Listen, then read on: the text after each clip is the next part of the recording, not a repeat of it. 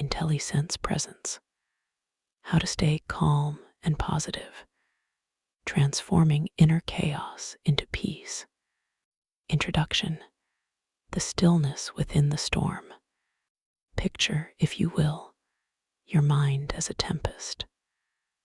Thoughts crash like relentless waves, anxieties howl like gale-force winds, and the very ground of your being feels eroded by the chaos. It is overwhelming. It is exhausting.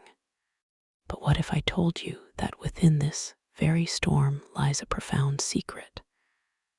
Not a fragile shelter to hide in, but a transformative switch, a fundamental mechanism of perception and being. This is the capacity to turn the hurricane into a sanctuary, not by fighting the weather, but by discovering the immutable calm at its center. This is not about the passive hope for peace, but the active cultivation of it as your default state. This book is not a compilation of platitudes. It is a manual for neurological and emotional renovation. We will delve into practices forged in the crucible of ancient wisdom, validated by modern science, and proven in the raw laboratory of lived experience. Together, we will assemble a toolkit not merely of steps, but of perspectives designed to rewire reactive patterns, reshape daily habits, and restore sovereignty over your inner world. Prepare to decode the architecture of serenity, harness the generative force of a focused mind, and build a resilience so foundational that life's turbulence will seem like passing weather on a distant horizon. This journey transcends mere coping. It is about learning to thrive with intention, grace, and an unshakable core of calm. Shall we begin? Chapter 1. The illusion of control and the wisdom of the I. We are, by instinct, architects of circumstance. We spend our vitality drafting blueprints for our careers, scripting dialogues for our relationships, and attempting to choreograph outcomes down to the finest detail. We operate under a potent myth that total control equates to total peace. Here lies the central paradox. This pursuit of omnipotence is the very engine of our anxiety. The strain of trying to command the uncontrollable, the actions of others, the vagaries of fortune, the fixed facts of the past, creates a friction that burns away our equanimity. True calm is not born from dominion over the world around you, but from discerning discrimination between what is yours to steward and what is not. Imagine the eye of a hurricane. Cataclysmic winds spiral with destructive force, yet the central point is a vault of profound stillness.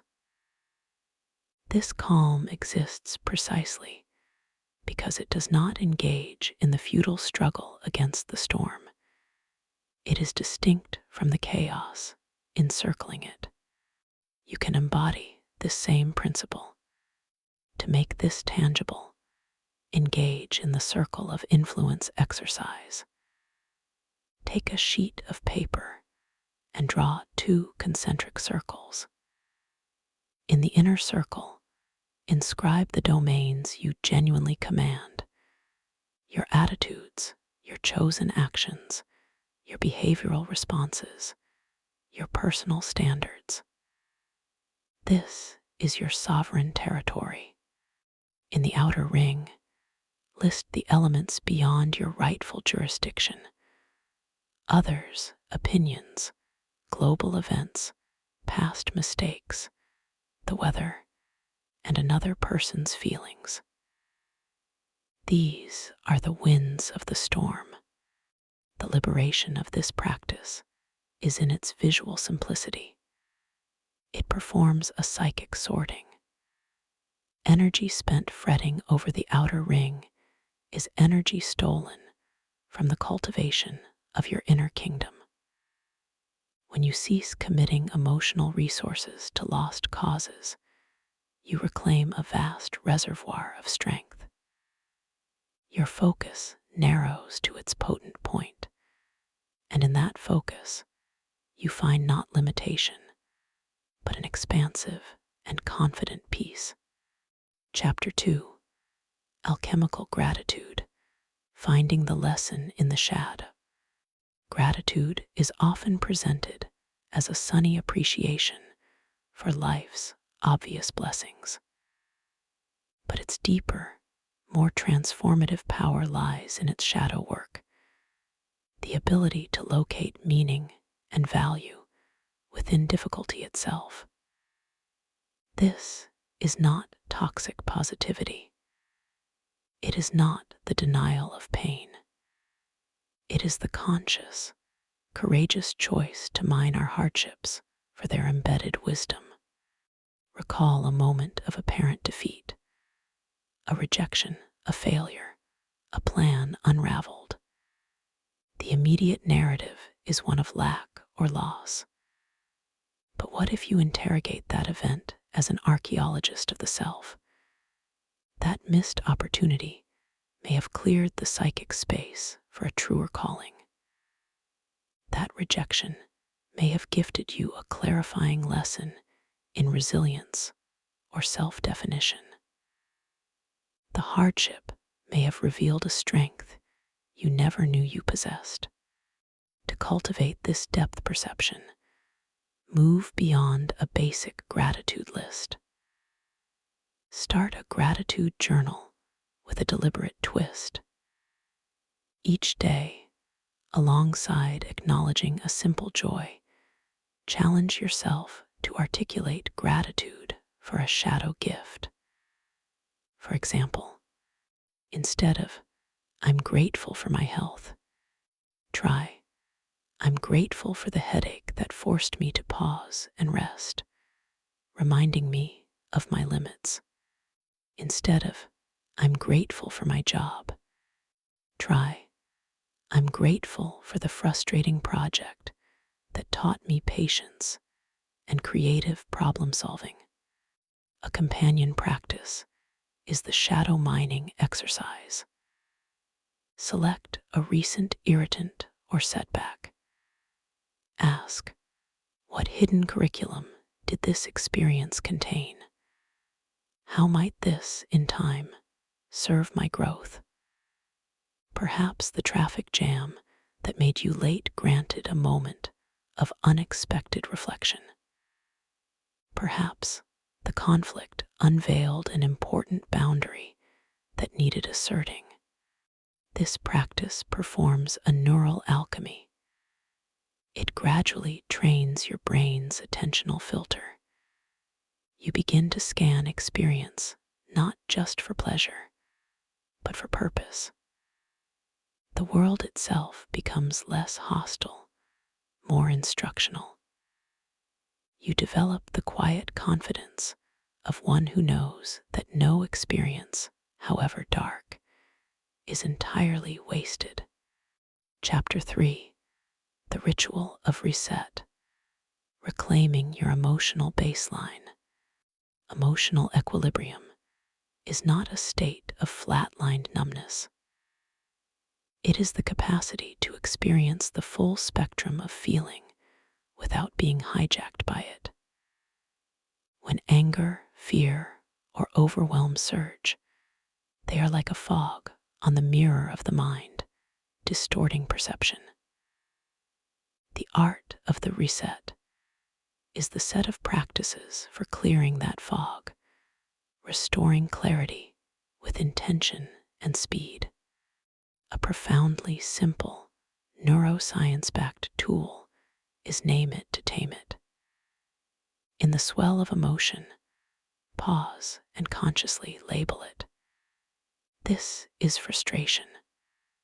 This is anxiety about the deadline. The act of linguistic labeling engages the prefrontal cortex, dialing down the amygdala's alarm and allowing for cognitive reappraisal. You move from being the emotion to observing it. Emotion is also somatic, etched into the body. Therefore, a physical reset can short-circuit the emotional loop. Change the sensory input. Step into cold air. Splash water on your face. Perform 10 jumping jacks. This disrupts the feedback loop between feeling and form, signaling safety to the nervous system. For direct nervous system intervention, employ the 4-7-8 breathing technique. Inhale deeply for a count of 4. Hold the breath for 7. Exhale slowly and completely for 8. This ratio activates the parasympathetic nervous system, the body's brake, lowering heart rate and inducing calm. Finally, design a personalized reset ritual. This is your psychological first aid kit. A specific song, a scent like lavender or pine, a 1-minute mindfulness anchor, feeling your feet on the floor, describing a single object in detail. The predictability of the ritual itself becomes calming. Mastery here means knowing that while you cannot command the waves, you have irrevocably learned how to swim. Chapter 4: The Economy of Energy. Curating your inner resources. Sustaining positivity is not merely a mental game. It is a feat of energetic management. Envision yourself as a vessel with a finite daily charge. Every interaction, task, and thought is either a deposit or a withdrawal. Lasting calm depends on becoming a discerning accountant of your personal energy ledger. Begin with an energy audit. For 1 week, track your daily activities. Beside each note, plus energy giving, energy draining, or 0 neutral. Patterns will emerge. You may find that an hour on social media is a significant debit, while a brief walk or a creative hobby is a major credit. Armed with this data, you can strategize. Some drains are non-negotiable, a demanding job, necessary chores. The key is counterbalancing. Follow a draining meeting with a 5-minute energy deposit. Listen to a beloved song. Step outside. Drink a glass of water mindfully. This prevents you from running on empty. Crucial to this economy is the practice of strategic boundaries. A yes to a non-essential, draining commitment is a no to your own replenishment. Protecting your time and focus is not selfishness. It is the stewardship of the resources required to be present and positive. Never discount physical capital. Nutrition, hydration, movement, and above all sleep are the bedrock substrates of emotional resilience. A brain running a sleep deficit is a brain primed for anxiety and negativity.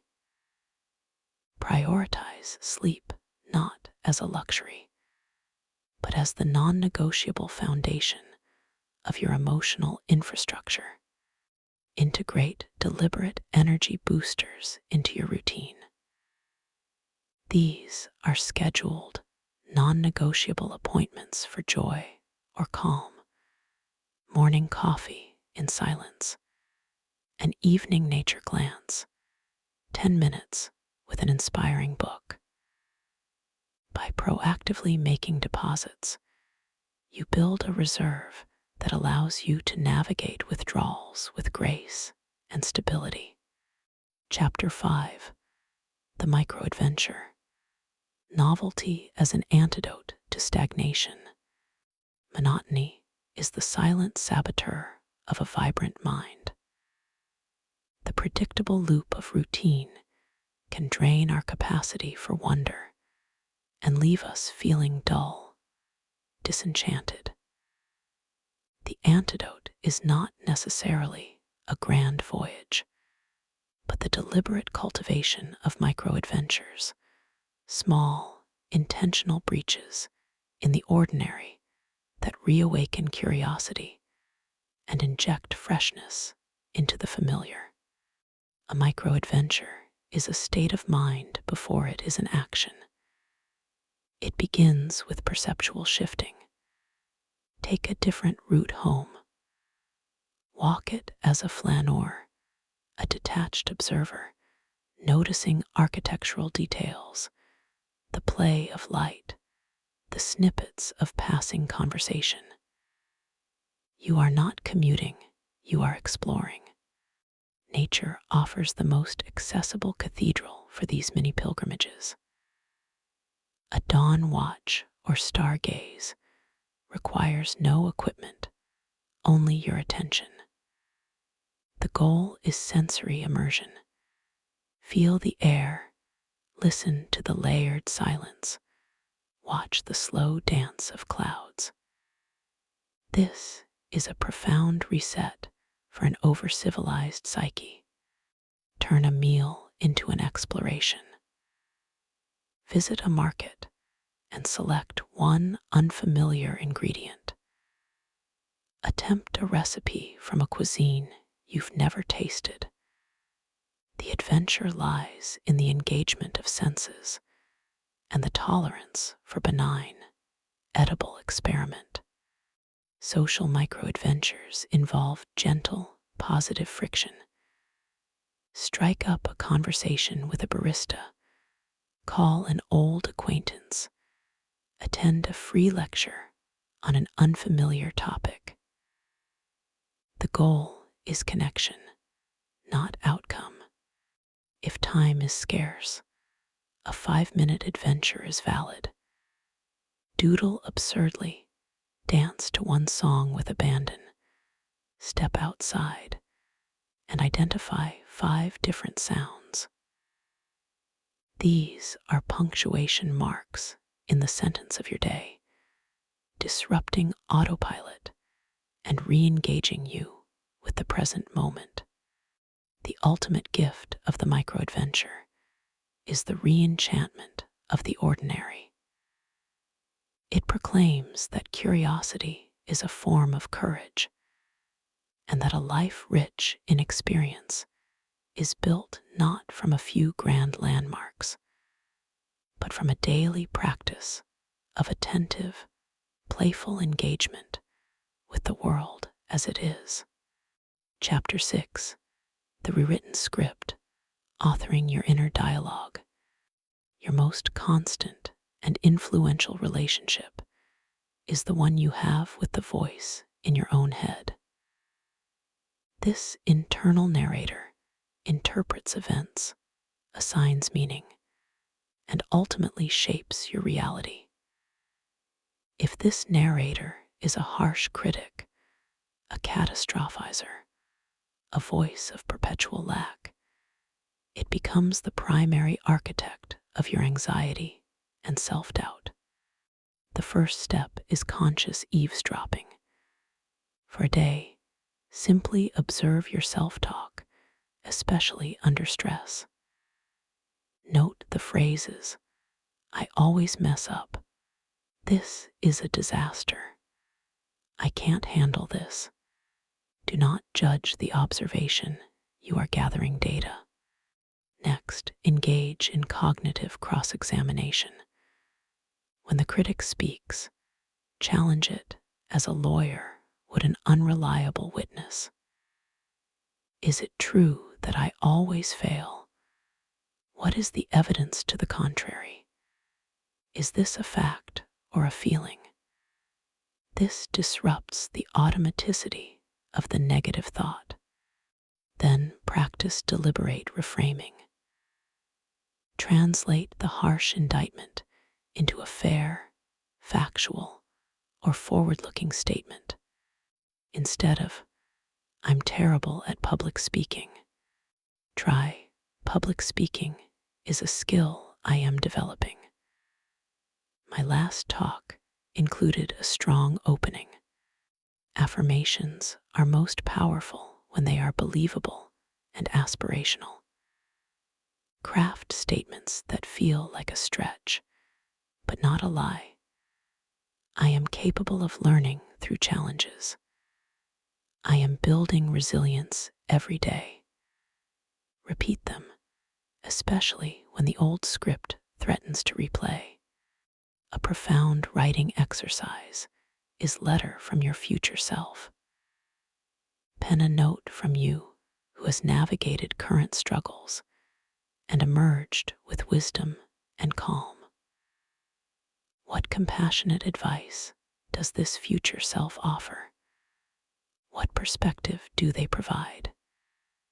This technique externalizes your innate wisdom and builds a bridge to the person you are becoming.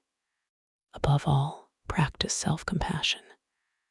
Ask, how would I speak to a beloved friend in this situation? Then direct that same kindness inward. Your inner narrative should be that of a supportive coach, not a tyrannical critic. By rewriting this script, you don't silence your mind, you transform it into your greatest ally. Chapter 7: The Anchor Ritual, your daily homing device. In the flux of life, where external demands and internal weather are ever changing, we require a fixed point, a psychological North Star. An anchor ritual is a small, non-negotiable daily practice that serves this function. It is a homing device that returns you to yourself, regardless of the day's turbulence. Its power lies in consistency, not complexity. It is a dedicated sliver of time where you are not doing for the world, but being with yourself. This repetition trains the nervous system. This is the signal for safety, for presence, for calm. To create yours, identify an activity that consistently centers you. It must be simple enough to be sustainable. For some, it is morning pages, 3 stream of consciousness pages written upon waking to clear mental static. For others, it is a 5-minute meditation, focusing solely on the breath, or a body scan from toes to crown. A movement-based anchor could be 3 sun salutations at dawn, feeling each stretch and breath. A sensory anchor could be brewing and sipping a cup of tea with total attention, the smell, the warmth, the taste. An evening anchor, the sunset pause, is a powerful bookend. Reflect on, what served me today? What did I learn? What can I release? This practice integrates the day and prepares the mind for rest. The magic of the anchor ritual is its ripple effect. The centeredness cultivated in those few minutes begins to seep into the rest of your hours. You create a neural pathway back to peace that you can access, even in chaos.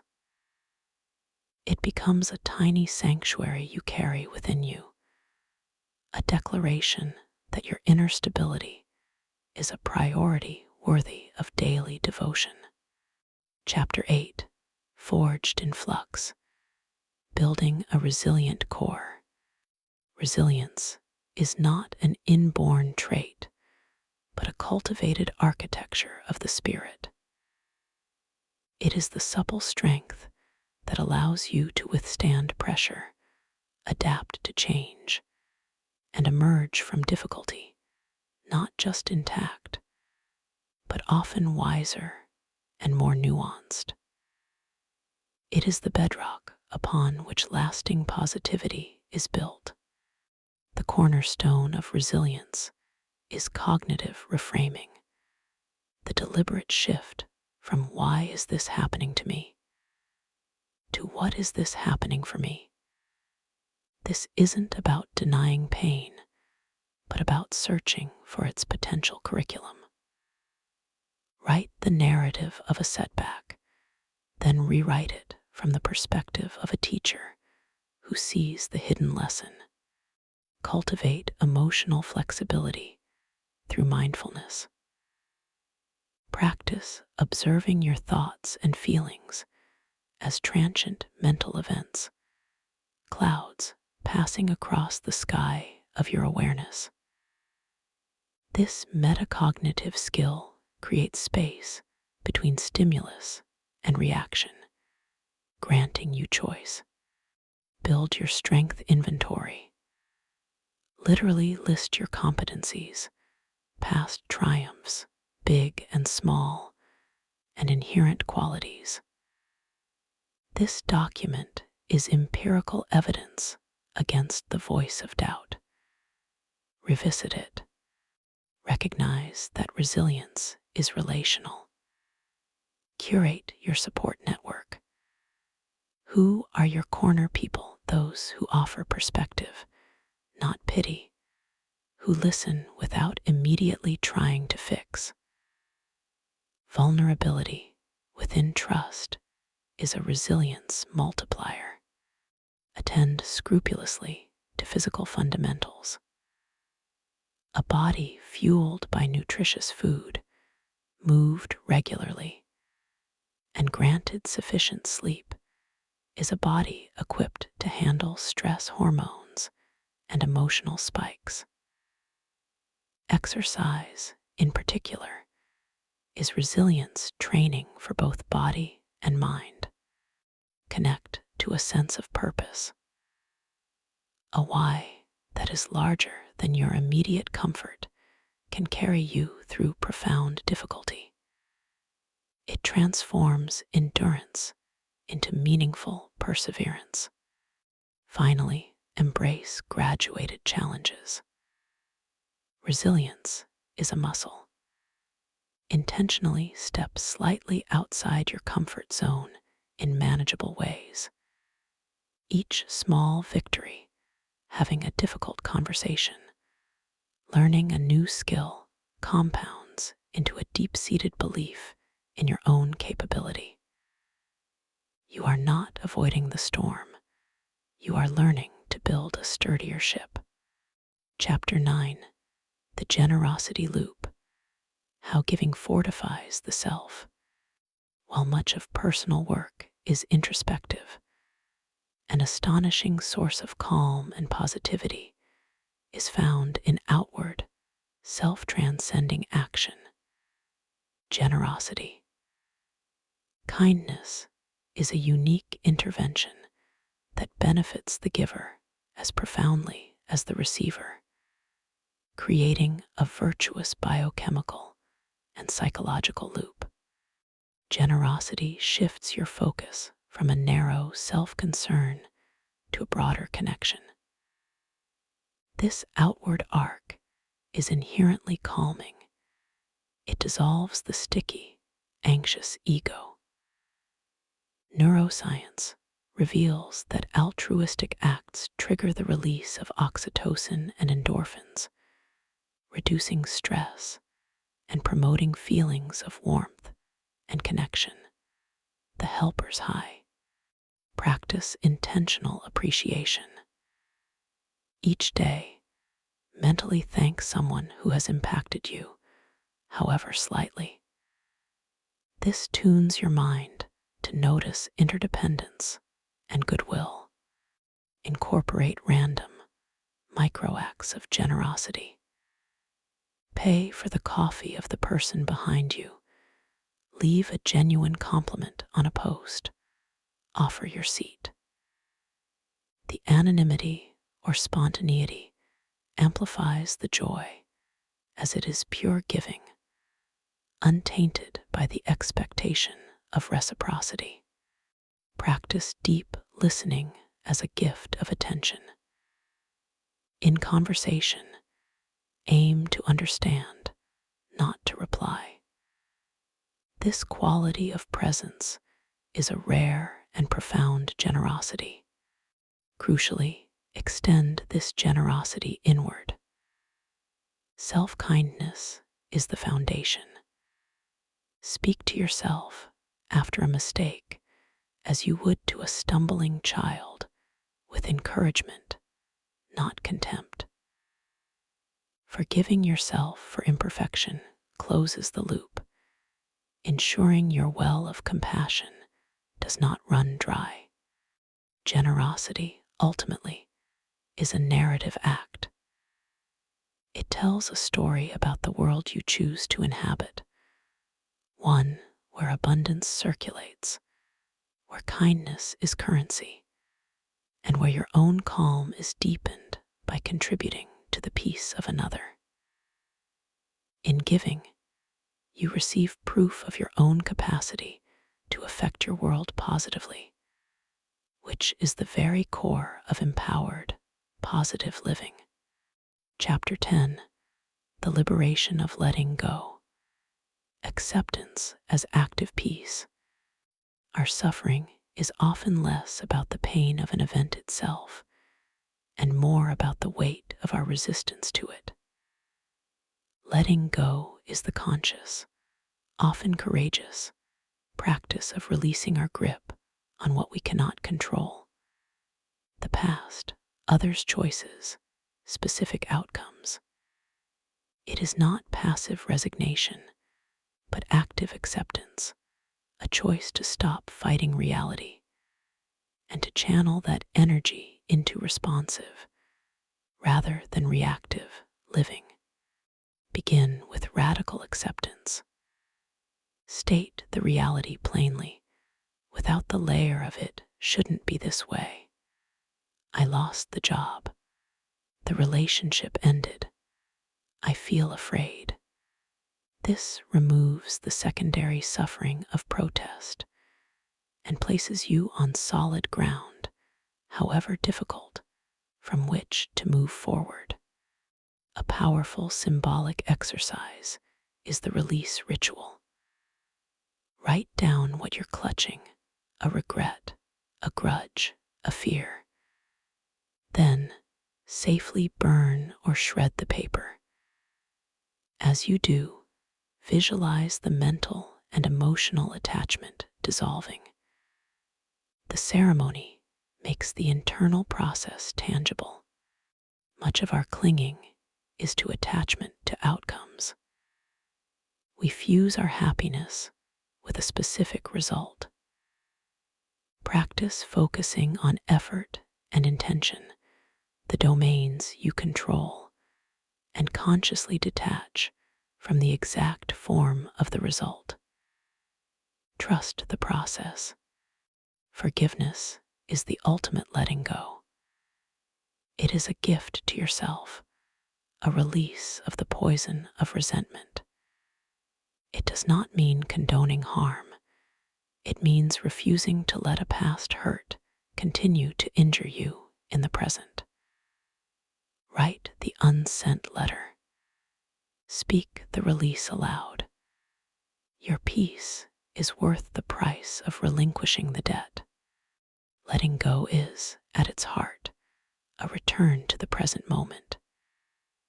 Anxiety lives in the future, regret lives in the past.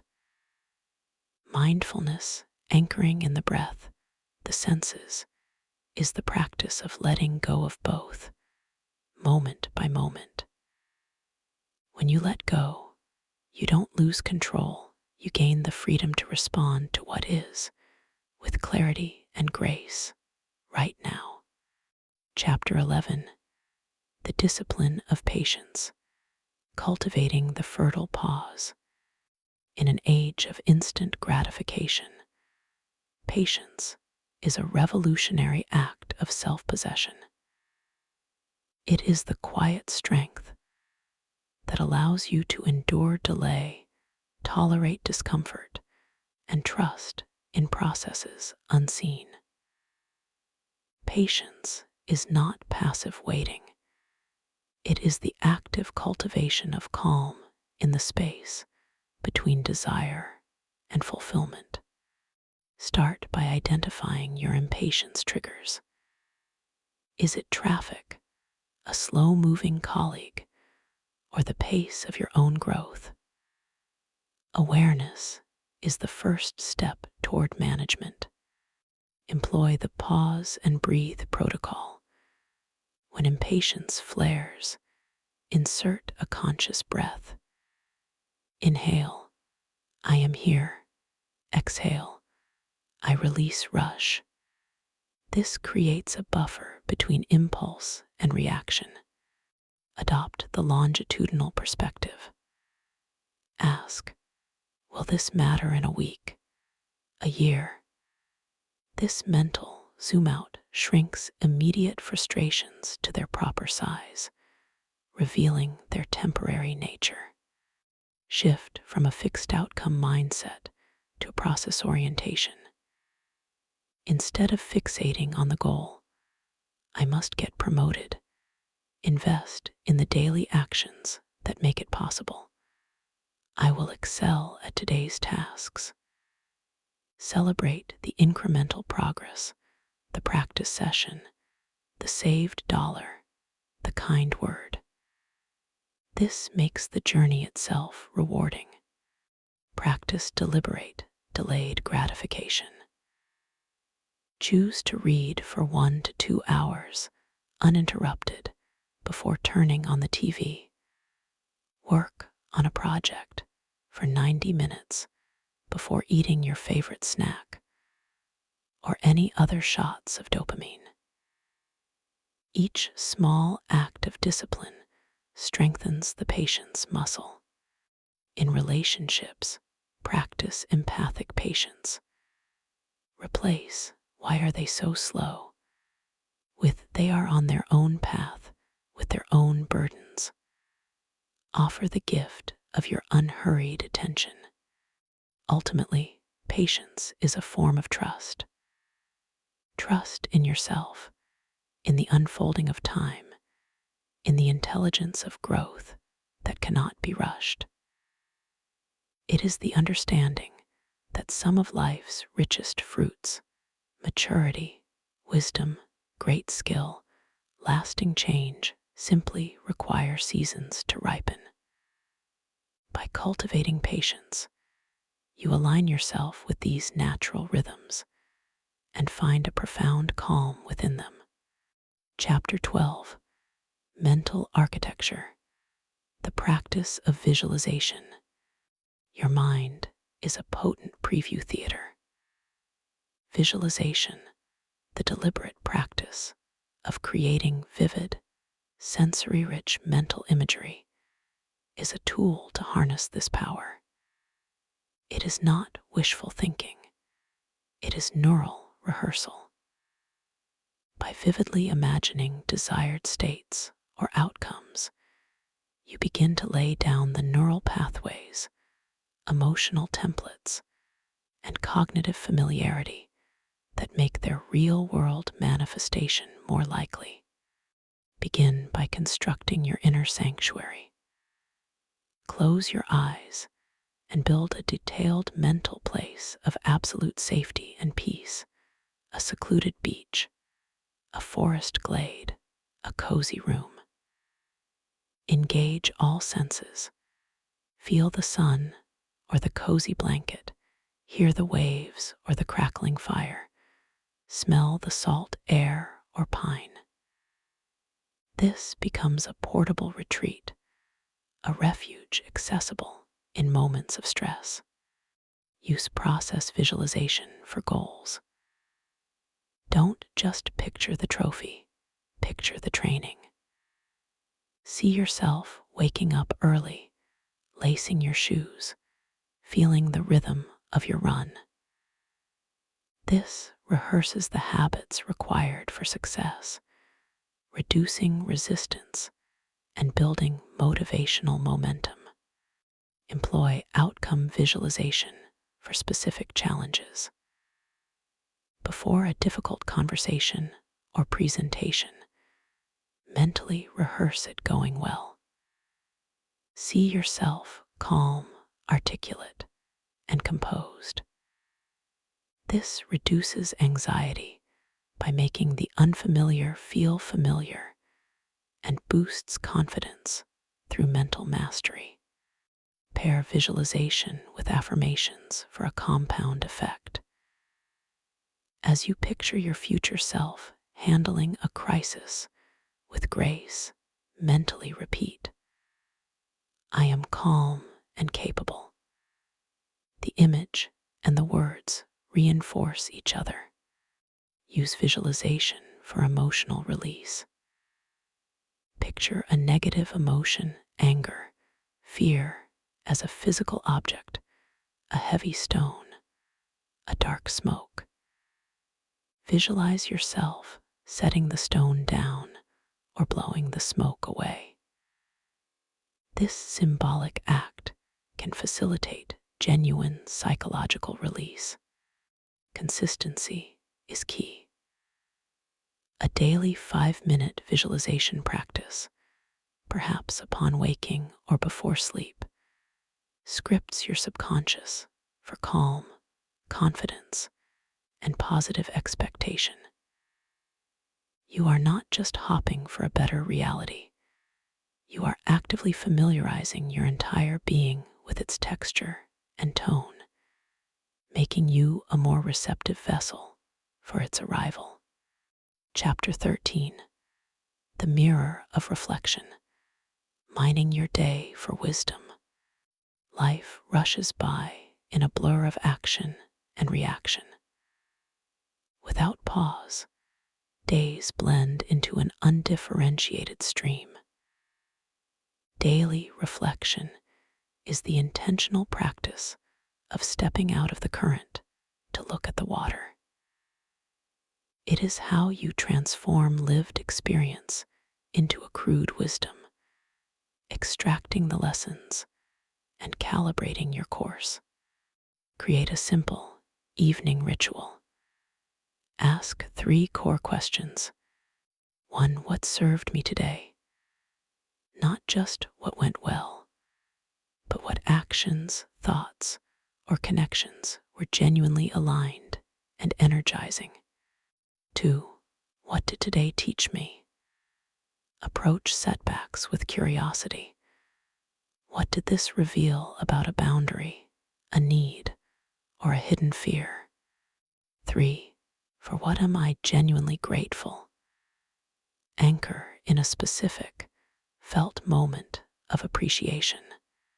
Journaling these reflections externalizes and clarifies them.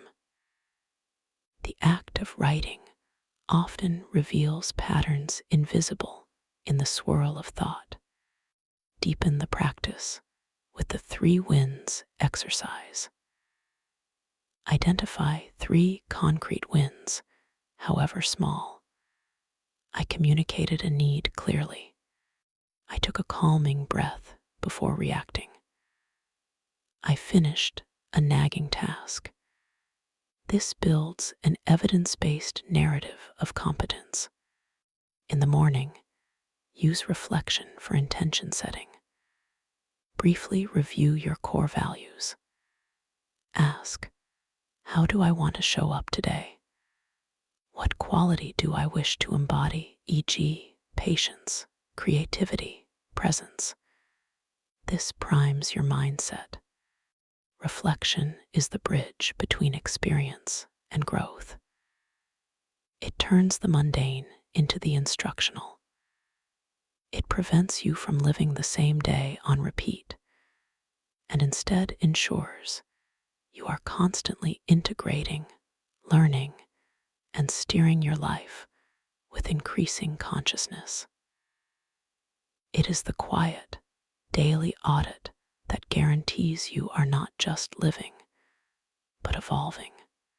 Chapter 14: The Framework of Freedom. Self-discipline as self-care. Self-discipline suffers from a dire PR problem.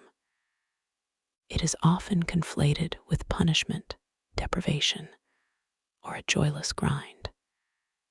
In truth, authentic self-discipline is the ultimate form of self-care.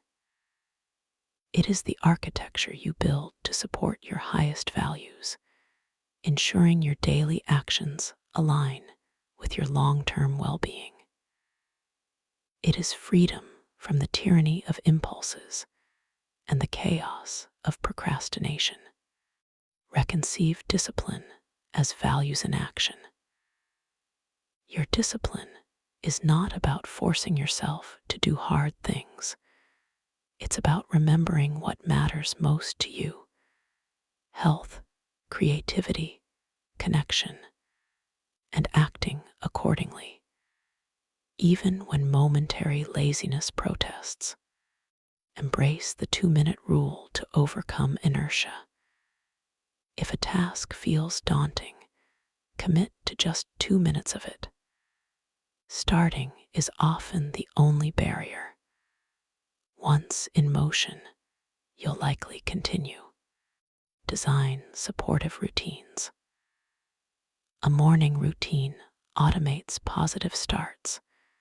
An evening routine ensures restorative closure. These routines reduce decision fatigue, conserving willpower for more important choices. Practice strategic distraction management. Use time blocking for deep work. Turn off non-essential notifications. Create a physical environment that supports focus: a clean desk, a dedicated space. You are not battling your willpower. You are designing a context that makes the right action the easiest action. Reframe procrastination as an emotional signal, not a moral failing. Ask, what am I avoiding? Is it fear of failure, of imperfection, of overwhelm? Address the underlying emotion, then use the 2-minute rule to begin. Crucially, build self-compassionate resilience. When you miss a workout or break a commitment, respond not with self-flagellation, but with curiosity. What happened? How can I adjust the plan? Discipline is a practice, not a perfection. Getting back on track is the practice. True self-discipline creates a profound inner trust. Every time you follow through on a commitment to yourself, you deposit trust in your own integrity. This accumulated self-trust becomes the bedrock of a calm and positive identity. You know you can count on yourself, no matter what. Chapter 15: Dancing with Change.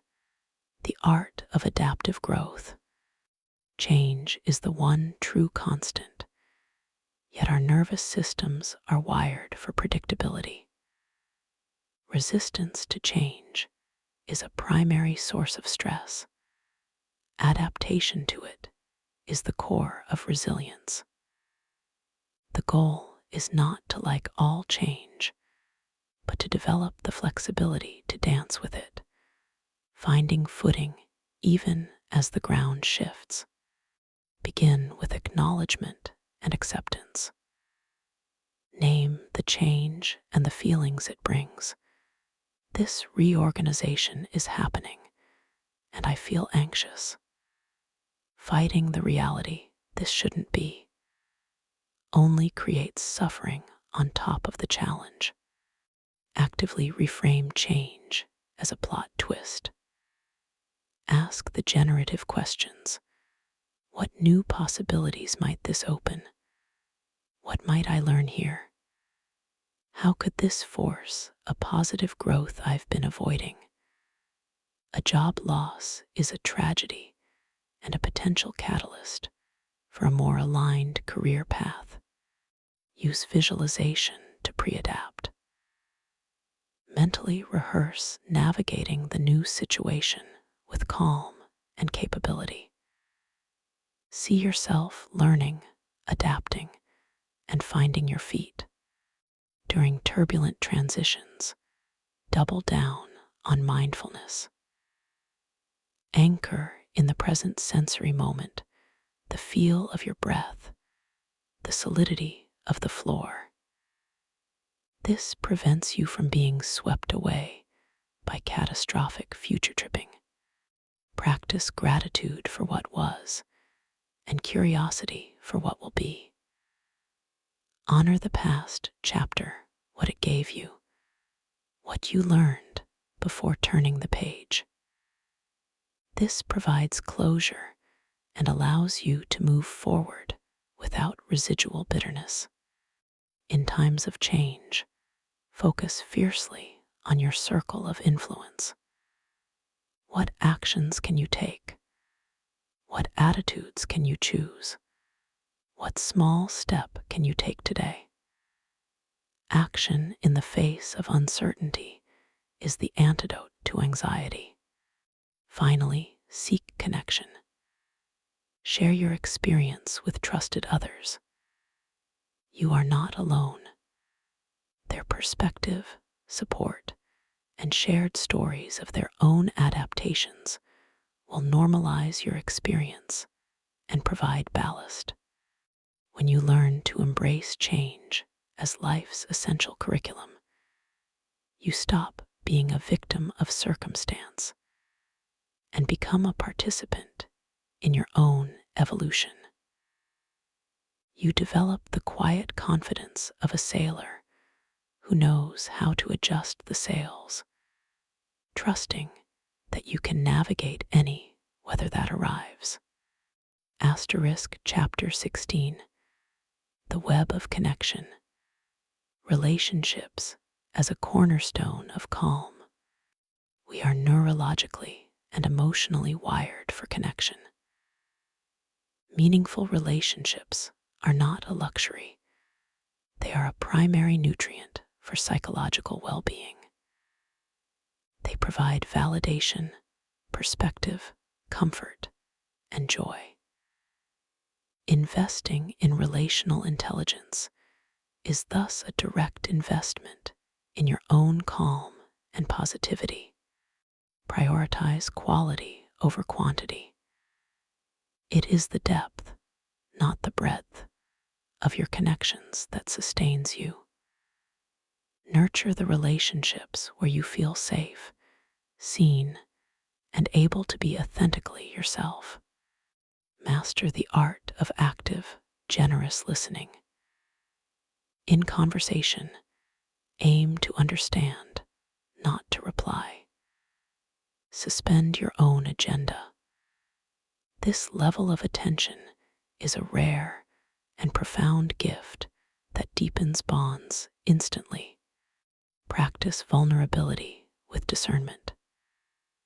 Sharing appropriate struggles, fears, and hopes invites reciprocity and builds intimacy. It signals trust and transforms a connection from transactional to transformational. Set loving boundaries. Healthy relationships require clear limits. Saying no to a draining request is saying yes to your own equilibrium, which ultimately allows you to show up more fully for others. Communicate needs clearly and kindly. Express specific appreciation. Move beyond "I love you" to "I really appreciated how you listened to me yesterday." It made me feel understood. This reinforces positive behaviors and makes the other person feel deeply valued. Handle conflict as a collaborative repair. Use "I feel" statements. Focus on the issue, not character assassination, and seek mutual understanding before rushing to a solution. A well-navigated conflict can strengthen a relationship. Invest in community. Beyond one-on-one bonds, find groups aligned with your interests or values. This provides a broader sense of belonging and shared purpose. Remember, the most important relationship sets the tone for all others. Your relationship with yourself.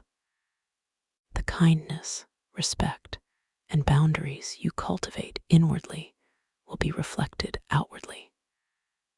By building a network of secure, positive connections, you create a safety net for your psyche and a constant source of affirmation and joy, making the cultivation of inner calm a shared, rather than solitary, endeavor. Chapter 17. The Voice of the Soul. The Art of Self-Expression. Unexpressed emotion, stifled creativity, and silenced truth do not disappear, they stagnate, becoming internal pollutants that cloud calm and dim positivity. Self-expression is the vital process of channeling your inner world thoughts, feelings, perceptions into the outer world. It is how you honor your authentic experience and clear the psychic pipes. Journaling is the most accessible form. Write without censorship, for your eyes only. Use prompts. What am I carrying that feels too heavy to say? What does my anger, joy, longing want to express? Engage in nonverbal creation. Draw, paint, sculpt, dance, make music. The goal is not artistic merit, but emotional catharsis. Let color, movement, or sound convey what words cannot.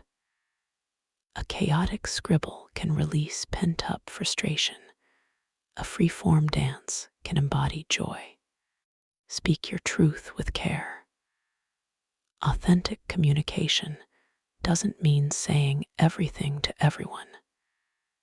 It means knowing what you feel and need and expressing it clearly and respectfully to the appropriate people. Start small with safe confidence. Use movement as expression. Yoga, a mindful walk, or simply stretching while noticing bodily sensations can release emotion stored in the body. The mind follows the body's lead toward release. Overcome the fear of judgment by remembering your expression is first and foremost for you. It is an act of self-respect. The act of externalizing is itself the healing. Cultivate creative rituals, a morning poem, an evening sketch, a weekly songwriting session. Weave expression into the fabric of your life, making it a regular release valve, not a crisis intervention. When you give form to your inner life, you validate your own existence. You move from passive endurance to active authorship. This process dissipates internal pressure, fosters self-understanding, and connects you to a vital, creative life force. An expressed self is a lighter, clearer, and more positively engaged self. Chapter 18. The Lens of Growth. cultivating an evolutionary mindset. Your foundational belief about your own capacity to change dictates the trajectory of your life. A fixed mindset believes abilities are static, leading to avoidance of challenge and fear of failure. A growth mindset believes abilities can be developed through effort and learning. This latter view is the engine of lifelong calm and positivity, as it transforms every obstacle into a learning opportunity. Catch your fixed mindset triggers. Listen for phrases like, "I'm just not good at this," "It's too hard," "I'll never learn." Simply noticing them is the first step to disarming them. Actively reframe challenges. Replace, "This is too difficult," with, "This is an opportunity to grow my skills." The difficulty hasn't changed, but your relationship to it has, from threat to invitation. Praise effort and strategy, not just innate talent. Say to yourself, "I'm proud of how I persevered," not just, "I'm so smart." This reinforces the link between action and outcome. Embrace, yet add it to any self-limiting statement. "I don't understand this yet." "I can't do it yet." This one word cracks open the door of possibility. Seek constructive feedback as data, not indictment. Ask, "What can I learn from this critique to improve?" Detach your worth from your performance. Surround yourself with growers. The mindset of those around you is contagious. Seek out people who are curious, resilient, and who embrace learning. Visualize the growth process. Don't just see the finish line, see yourself struggling, learning, adjusting, and improving.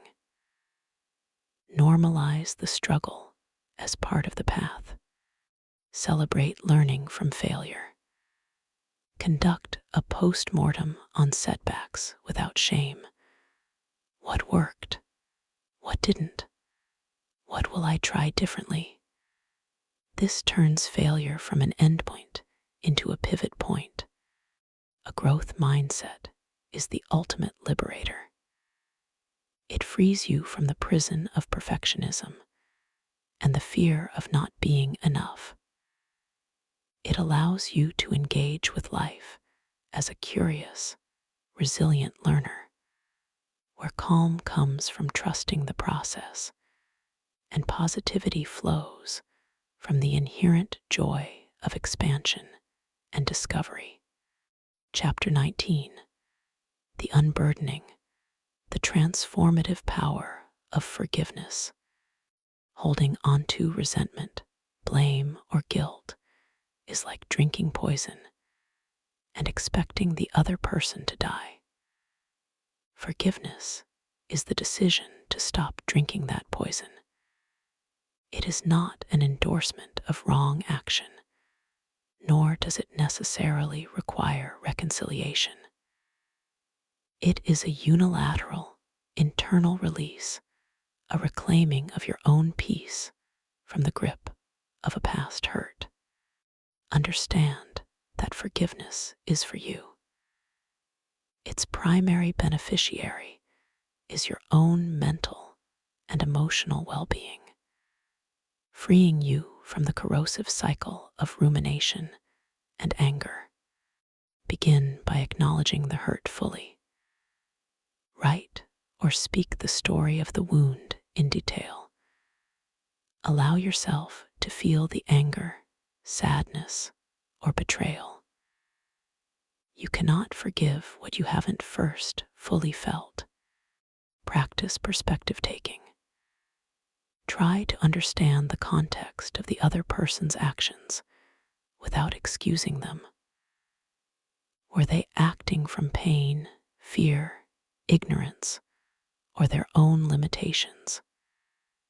This doesn't justify, but it can humanize, making the offense feel less personally targeted.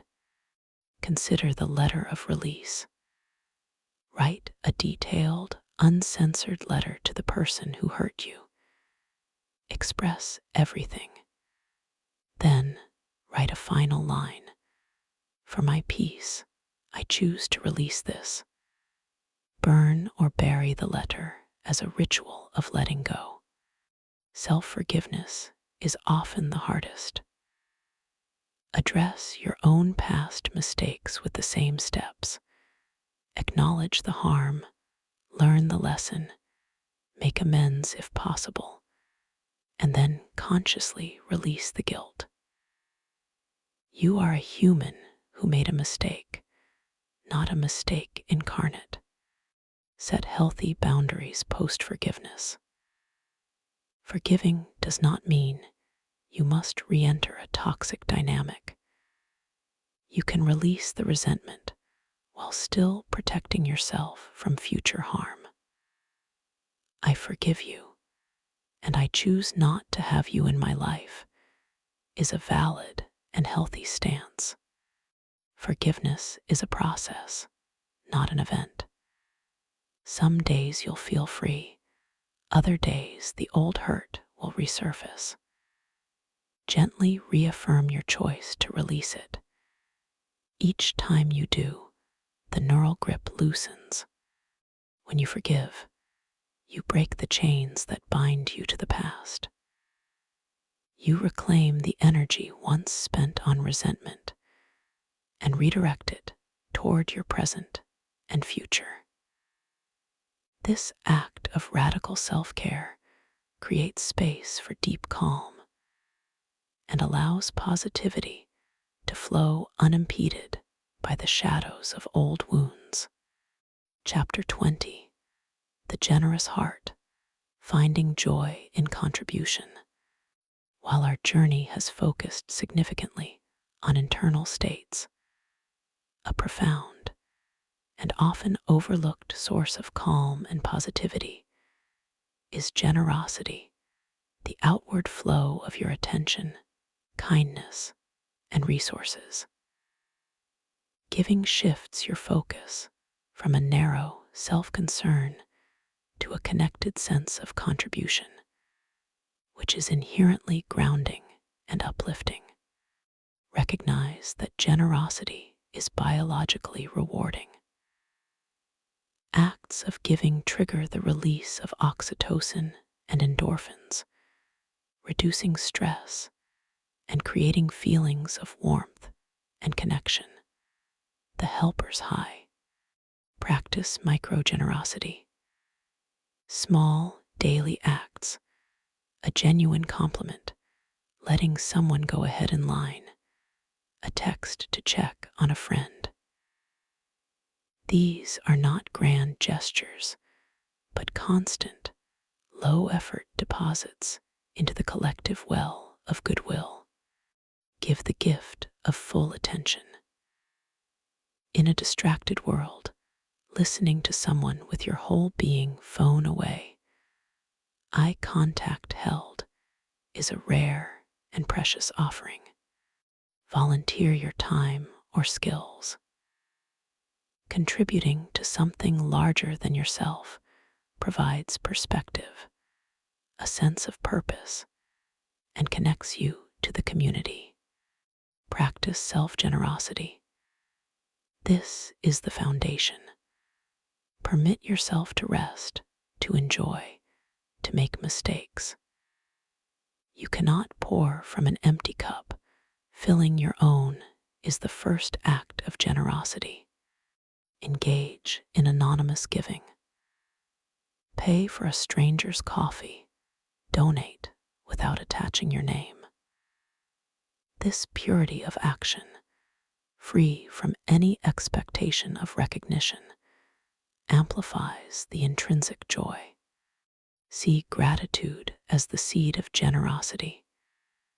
When you feel thankful for what you have, the natural impulse is to share it. Let your gratitude list inspire a giving list. Because I'm grateful for my health, I'll take a walk and pick up litter. Because I'm grateful for my knowledge, I'll mentor someone. Generosity rewrites your story from one of scarcity to one of abundance. It proves to you that you have something of value to offer, which is a cornerstone of positive self-regard. In the act of giving, you receive immediate evidence of your capacity to affect your world for the better, creating a powerful feedback loop of calm, connection, and positivity. Conclusion, the integration. And so we arrive at the end of this mapping and the true beginning of your practice. We have traversed the landscape of inner life, from relinquishing the illusion of control to the active cultivation of resilience, from the quiet discipline of patience to the expansive joy of generosity. These chapters are not a rigid sequence, but a constellation of tools, each a star by which you can navigate different stretches of your journey. Some nights, you will steer by the star of letting go. Others, by the bright light of gratitude or the steady pulse of your anchor ritual. Remember this above all: calmness and positivity are not destinations where you arrive and the work ceases. They are qualities of being that you choose, moment by moment, through the practices you have gathered. They are muscles that strengthen with repetition and soften with neglect. There will be days when the storm feels overwhelming, when the tools feel clumsy in your hands. On those days, practice only one thing: self-compassion. Speak to yourself as you would to a beloved friend who is struggling. This alone is a revolutionary act of calm. You now possess the blueprint, the power to build a life of greater peace, resilience, and joy does not lie in a future achievement or a changed circumstance. It resides in the present moment application of these principles. It lies in the breath you take now, the thought you choose next, the small act of kindness you can offer today. This is your path. Walk it with curiosity, not judgment, with patience, not haste. You are not merely seeking calm and positivity, you are, through your daily choices, becoming their very embodiment. The journey continues, one conscious, courageous step at a time. The world awaits the calm, positive light that you are learning to shine. The garden of maybe, the day the wind changed. In the little town of Stillwater, the air had always been known for its tranquility. The sun rose gently, the rain fell softly, and the river that ran nearby was true to its name, calm and slow-moving. The townspeople moved through their days with the steady, predictable rhythm of water over smooth stones. Everyone knew their place, their routine, their contribution to the quiet hum of community. But one Tuesday morning, something different happened. A restless wind swept down from the distant hills. It wasn't a fierce gale that tore shingles from roofs or knocked over flower pots. It was something subtler, a swirling, whispering breeze that seemed to carry invisible particles of unease. It slipped through open windows, rustled papers on desks, and lifted the edges of tablecloths in outdoor cafes.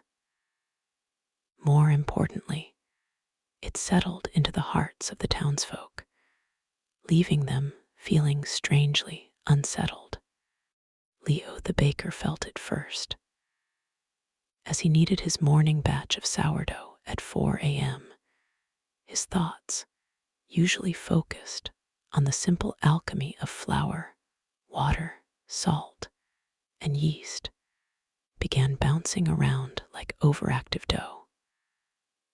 One moment, he was calculating flour costs. The next, he was replaying an awkward conversation from 3 days prior. Then he was worrying about whether his teenage daughter was happy at school.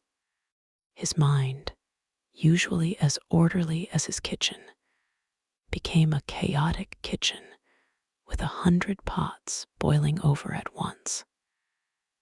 His hands worked the dough, but his attention was scattered to the wind. Across town, Maria the gardener woke to the sound of that same wind rustling the birch trees outside her window. She made her morning tea and stepped into her backyard sanctuary, a garden so meticulously planned it looked like a living tapestry.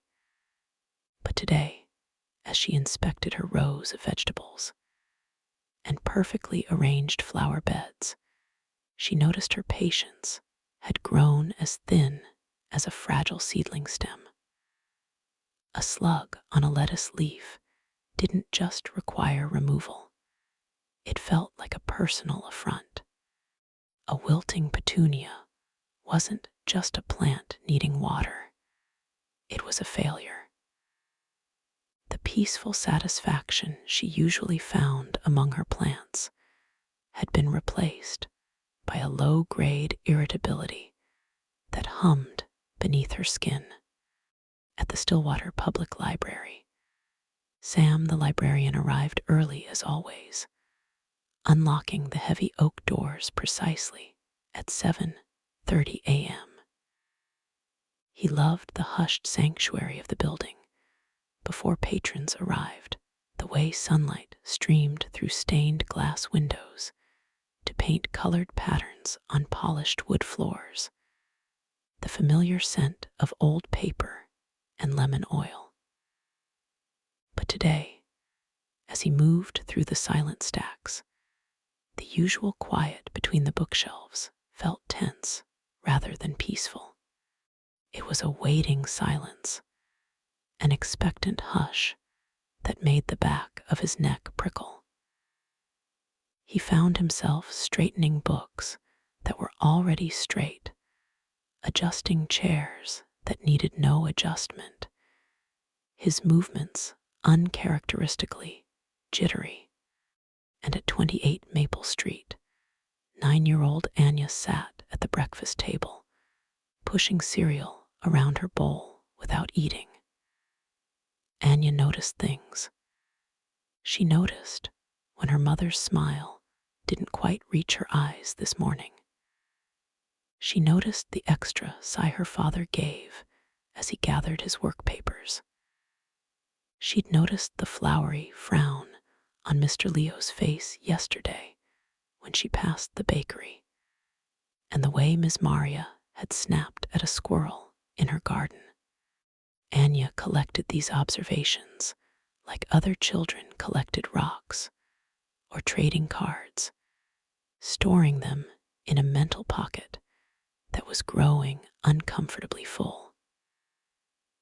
The wind that morning seemed to swirl all these collected worries together until they formed a persistent buzzing in her chest, like a bee trapped in a jar, bumping against glass, looking for a way out.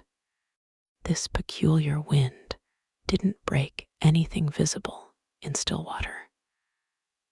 No trees fell. No windows shattered. It simply made everything feel slightly off balance, as if the town had been tilted a few degrees when no one was looking. That afternoon, each of them, for reasons they couldn't quite explain, found themselves walking toward the same forgotten place at the edge of town, a walled, overgrown plot known locally as the Garden of Maybe. People spoke of it in passing, if they spoke of it at all. "Oh, that old place," they might say. "That's been wild for years." It existed in the periphery of town consciousness, a place one might glance at, but never enter, full of untended potential and quiet mystery. Leo arrived first, flour still dusting his apron like early morning snow. He just walked away from his third failed batch of sourdough that day, an unprecedented catastrophe in his 15 years of professional baking. The dough, which usually responded to his experienced hands with obedient rising, had remained stubbornly flat despite his meticulous measurements and careful temperature control. In his mounting frustration, he'd kneaded his anxieties right into the mixture, worries about the new artisanal bakery opening across the square, concerns about his rising flour costs, a nagging fear that at 48 he was losing his touch. The result had been dense, resentful loaves that even the birds wouldn't touch. He'd thrown them in the alley bin with more force than necessary, watching as they landed with a dull thud that seemed to echo his own disappointment. He pushed open the rusty gate, not seeking a garden, but a quiet place to sit where no one would ask him about bread or business. The hinges protested with a metallic groan that sounded like the town itself sighing. Inside, he found a different world. Orderly Stillwater gave way to glorious chaos. Buttercups ran rampant through overgrown grass. Vines embraced crumbling statues with tender aggression. An ancient apple tree stood sentinel in the center, its branches gnarled like the hands of a wise elder. Leo found a moss-covered stone bench beneath the apple tree and sank onto it, the coolness of the stone seeping through his apron. He buried his face in his flour-dusted hands, the grit of flour mixing with the salt of exhausted frustration. "Useless," he muttered to the empty air, the word hanging between him and the tree. The tree seemed to consider this pronouncement. A breeze moved through its leaves, creating a sound like soft applause. Then, as Leo sat with his eyes closed, a single imperfect apple lopsided, with a brown scar running along one side like a remembered wound, detached from a low-hanging branch, and plopped into the grass at his feet. The sound made him open his eyes. He picked up the apple, turning it over in his work-roughened hands. Despite its flaws, it felt firm and substantial, weighty with reality. On impulse, he took a bite. The crunch was satisfying, the flavor a perfect balance of tart and sweet that exploded across his tongue. It was the most real thing he'd experienced all day. As he chewed, a simple thought cut through the chaos in his mind, clear as a bell through fog. The yeast will do what it will do. I can only give it what it needs and wait. It was so obvious it felt like a revelation. For weeks, he'd been trying to control the uncontrollable, the market, the competition. even the mysterious living organism that was sourdough starter. He'd been pushing, forcing, demanding, as if willpower alone could command biological processes. He sat for a long time, watching ants march in a purposeful line across the weathered stones at his feet. They carried crumbs 10 times their size, working in perfect cooperation toward a common goal he couldn't discern. The frantic kitchen in his mind, with its boiling pots of worry and steaming kettles of anxiety, quieted to a low murmur. The dough would rise, or it wouldn't. The new bakery would succeed or fail. These were not things within his circle of influence, though he wouldn't have used that term. What was within his circle? His hands, his attention, the quality of ingredients he chose, the atmosphere of care, or lack thereof, he brought to his work. When he finally stood to leave, he didn't have solutions to his problems. But he had a different question, not how do I force this to work, but what does this need right now? He placed the apple core gently at the base of the tree, a small offering of gratitude, and walked back to his bakery with lighter steps. Maria arrived an hour later, her gardening gloves shoved angrily in her pocket. She had always prided herself on her patience with plants, the steady, nurturing attention that could coax blossoms from stubborn buds and vegetables from reluctant soil. But lately, her own emotions felt like a pack of unruly puppies, bounding everywhere, impossible to control, tracking mud across her carefully tended inner peace. That morning, a simple misunderstanding with a neighbor about property lines had blossomed in her mind into hours of seething resentment. She'd replayed the conversation on loop, adding sharper retorts she wished she'd said, building a case against her neighbor's character. In her own beautiful garden, she'd stared at a row of newly planted carrot seeds and actually said aloud, "Grow already," tapping her foot impatiently as if willpower alone could hurry nature. The seeds, of course, did nothing but remain seeds. Her frustration grew instead, a weed with deep roots. Seeking solace in greenery, she entered the garden of maybe and found not solace, but chaos of a different sort. Here, nature wasn't arranged in orderly rows, but erupted in joyful anarchy. Buttercups didn't respect pathways, but flowed across them in yellow rivers. Vines had pulled down part of an old trellis in an enthusiastic embrace.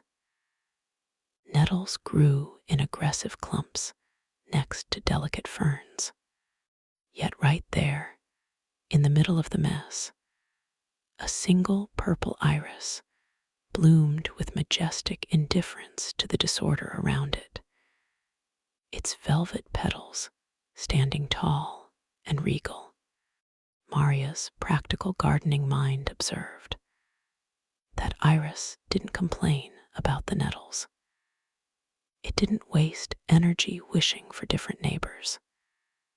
It just used what it had sun filtering through the apple tree, soil enriched by decades of fallen leaves, rain that fell on just and unjust plants alike, and did what it was meant to do. She noticed a rusty trowel half buried in the soil near a collapsed stone wall. Without a plan, without her her usual meticulous sketching of garden designs. She picked it up and began clearing a small patch of earth near the iris. Not the whole, overwhelming garden. That thought made her chest tighten. Just 1 square foot. She dug out stones that had worked their way to the surface, pulled weeds by their roots, turned the soil until it was dark and rich and crumbled perfectly in her hand. The physical work, the solid thunk of metal hitting earth, the satisfying pull of roots from soil, the rhythm of breath and motion quieted the yapping puppies of her anxiety. This was a different kind of gardening than her usual controlled cultivation. This was gardening as conversation with the land, as negotiation with what was already there, rather than imposition of what she thought should be there. When she finished, she had created a neat, empty square of perfect planting soil amid the wilderness. She sat back on her heels, dirt under her nails, sweat cooling on her forehead, and breathed. The tightness in her chest had eased. She had made space, literally and figuratively. She didn't plant anything in that square. Not yet. The empty space itself was the point, a visual representation of possibility, of room to breathe, of soil waiting rather than demanding. She left her gloves in the garden, a small act of surrender. Sam came just before dusk, seeking the stillness he could no longer find in his library. His inner world was a vast, orderly cataloging system, thoughts filed by subject, emotions cross-referenced, experiences shelved in chronological order. Feelings were like patrons who refused to follow library rules. They needed to be shushed, organized, kept in the reference section where they belonged and couldn't disturb the quiet functioning of the mind. But the wind that day had scattered them throughout his mental stacks. He'd found himself unable to concentrate on reshelving the philosophy section, his hands trembling slightly. A heavy volume of Marcus Aurelius' Meditations had slipped from his grasp and thudded to the polished floor. Thud. The sound had echoed through the silent room, and in that moment, it felt like a personal failure, as if the book itself was judging him. You can't even hold a text about calmness. Humiliated by a book, he'd fled. In the Garden of Maybe, he found the apple core Leo had left behind, now surrounded by a diligent troop of ants who were dismantling it with impressive efficiency. He watched their purposeful work, marveling at their complete absorption in a task that, from a cosmic perspective, was insignificant. Yet to them, it was everything. Then he noticed something else. A child's drawing scratched into a clean patch of dirt near where Maria had been working. It showed a big, scribbly bee with frantic lines for wings, surrounded by lopsided flowers, and a sun with an unmistakably happy face. Nearby, someone had drawn what looked like a grumpy loaf of bread with a party hat. Sam the librarian tried to categorize what he was feeling: aesthetic appreciation for folk art, anthropological interest in child development. But then something simpler happened. He remembered being 9. He remembered drawing dinosaurs on the margins of his homework. He remembered what it felt like to externalize an inner world, to put a worry or a wonder outside of yourself by giving it shape on paper where you could look at it from a distance. He picked up a twig and hesitantly, almost shyly, added a tiny book next to the bee in the drawing. Then, after a moment's consideration, he gave the book wings too. He smiled, a genuine, unanalyzed smile that softened his usually serious face. The gap between his logical observation and the physical feeling in his chest, a warmth, an expansion, a slight lifting, was his revelation. Peace wasn't just a concept to be filed under P between pacifism and perfectionism. It was also something you felt in your body, in the warmth of the fatting sun on your skin, in the smell of turned earth and green growing things, in the silly, spontaneous act of drawing wings on a book in the dirt. He stayed until the fireflies began their evening dance, their tiny lights appearing and disappearing like ephemeral thoughts in the darkening garden. Anya, who was 9, had made that drawing. She had a particular talent for noticing the way her mother's eyes didn't crinkle at the corners when she smiled lately, the new vertical line that had appeared between Mr. Leo's eyebrows, the extra quiet, careful way Mr. Sam moved around the library as if afraid he might break the silence. The wind had collected all these observations and turned them into what she called the worry bee, a buzzing presence in her chest that made it hard to breathe sometimes, that hummed during tests at school, that grew loud when her parents spoke in hushed voices after she was supposed to be asleep. She had come to the garden to escape it, and instead she had drawn it, giving it shape on the ground, making it external, visible, separate from herself, had somehow made it less terrifying.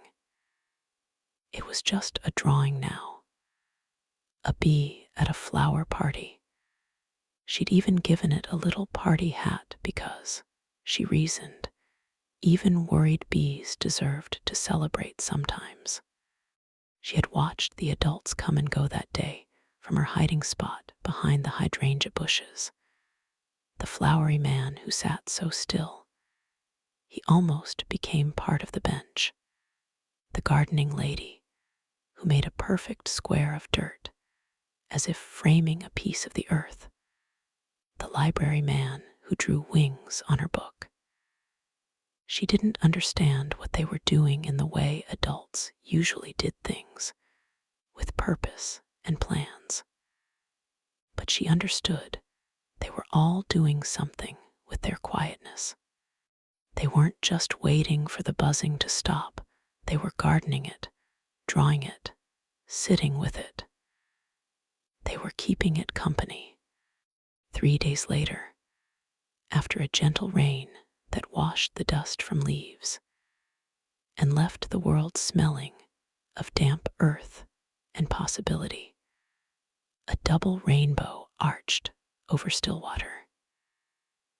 It was so spectacular, 2 perfect bands of color spanning from the eastern hills to the western river, that all 4 of them found themselves drawn back to the garden's high vantage point at the same golden hour. They stood in loose proximity, not quite a group, but no longer strangers, watching the colors fade from vibrant to pastel to memory. The apple was good, Sam said suddenly, surprising himself. He hadn't meant to speak. Leo smiled, recognizing the core he'd left. It gave me an idea about patience. Maria gestured to her cleared square, now dark with moisture, and looking even more intentionally empty. I needed to make some space. Anya pointed silently to her drawing, now blurred by rain, but still visible her bee, her flowers, Sam's winged book, and she noticed with delight that someone had added a tiny ant carrying a crumb. No one explained their private revelations. No one mentioned self-help or inner work or therapeutic techniques. But a quiet recognition passed between them, woven from shared solitude and unspoken understanding. They were all tending to something here, in their own ways, in this forgotten place, where maybe things could grow differently. This garden, Maria said, looking around at the tangled beauty. It's a glorious mess. Maybe, Leo said, echoing the garden's name as he had that first day. We don't fix the whole mess. Maybe we just tend a piece of it. An adventure, Anya declared, bouncing on her toes. Sam nodded, his analytical mind finding comfort in the structure. A manageable project with observable outcomes, a controlled experiment in cultivation. And so, without formal agreement or discussion of roles, the maybe gardeners began. They didn't schedule meetings or create a charter.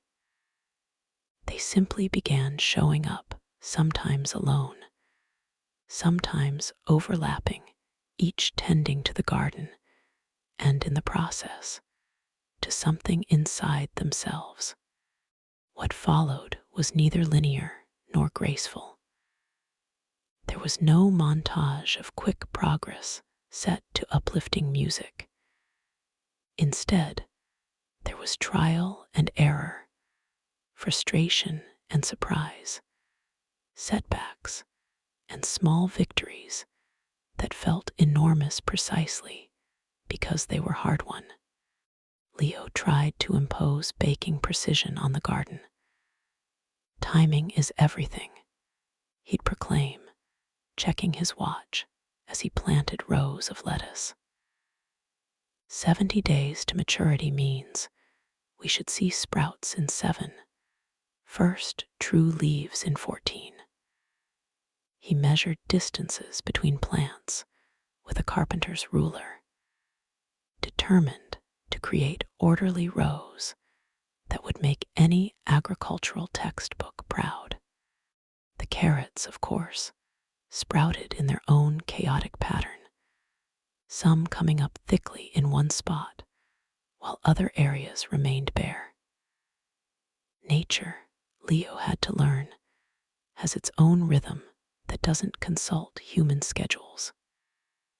His initial frustration gave way to a grudging admiration for the carrot's rebellious spirit.